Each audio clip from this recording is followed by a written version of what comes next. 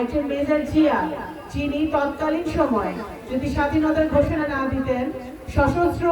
মুক্তিযুদ্ধে অংশগ্রহণ না করতেন, আপামর জনতাকে মুক্তিযুদ্ধে সংগঠিত না করতেন, তাহলে বাংলাদেশের স্বাধীনতা, গণতন্ত্র, বাংলাদেশের মানুষ,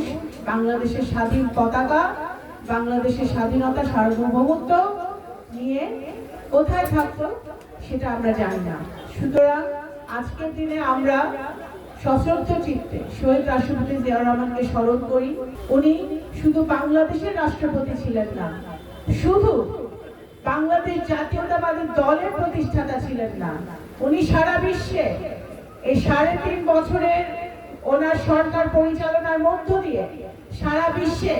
উনি একজন স্টেটসম্যান, একজন রাষ্ট্রনায়ক হিসেবে সারা বিশ্বে আবির্ভূত হয়েছিলেন। বিশ্ব পরিমণ্ডলে একজন বিশ্ব নেতা হিসেবে শহীদ রাষ্ট্রপতি জিয়াউর রহমান যেরকম বাংলাদেশের মুখ উজ্জ্বল করেছিলেন,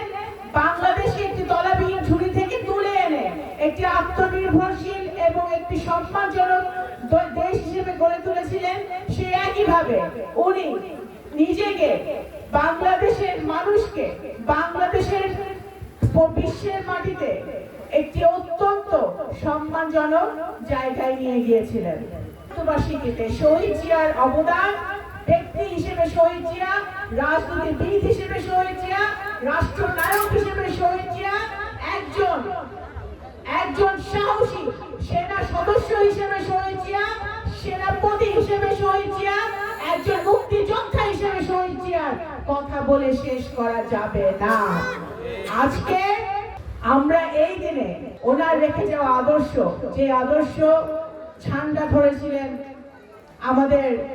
মাতা, দেশ মাতা বেগম খালেদা জিয়া, যে আদর্শ অনুসরণ করে জনাব তারেক রহমান মাননীয় প্রধানমন্ত্রী কাজ করেছে চলেছেন, জনগণের সেবায় নিয়োজিত করেছেন নিজেকে, নিজের জীবনকে, সে আদর্শ যেন আমরা মেনে চলতে পারি। আজকে এই দিনে তালমা বাজারে আপনারা যে সমবেত হয়েছেন, সেই সংকল্প যেন আমরা করি যে আমরা যেন জিয়ার আদর্শে যেমন তালমা ইউনিয়ন, নগরকান্দা থানা করব, সেই একইভাবে জিয়ার আদর্শে ফরিদপুর তথা সারা বাংলাদেশকে যেন আমরা সুসংগঠিত করতে পারি। শহীদ জিয়ার কথা যদি আমাদের স্মরণ করতে হয়, তাহলে শহীদ জিয়ার জীবন আদর্শ আমাদেরকে স্মরণ করতে হবে, অনুসরণ করতে হবে। আমরা নিজেরা যদি অসৎ থাকি, নিজেরা যদি চুরি বাটপাড়ির মধ্যে লিপ্ত থাকি, চাঁদাবাজির মধ্যে লিপ্ত থাকি, যদি ধোঁকা দেওয়া বা অন্যদেরকে ঠকানোর চিন্তা করি, তাহলে শহীদ জিয়ার আদর্শিত আমরা হতে পারবো না। সুতরাং আজকে যেন আমরা নিজেদেরকে ঠিক করি, নিজেদেরকে সংশোধন করি। এই মৃত্যুবার্ষিকীতে যেন আমাদের প্রতিজ্ঞা হয়, যেন আমরা তালমার মানুষ হিসেবে, এই মাটির মানুষ হিসেবে, নগরকান্দার মানুষ হিসেবে, আমরা যেন জিয়া সৈনিক হিসেবে নিজেদেরকে পরিশুদ্ধ করতে পারি,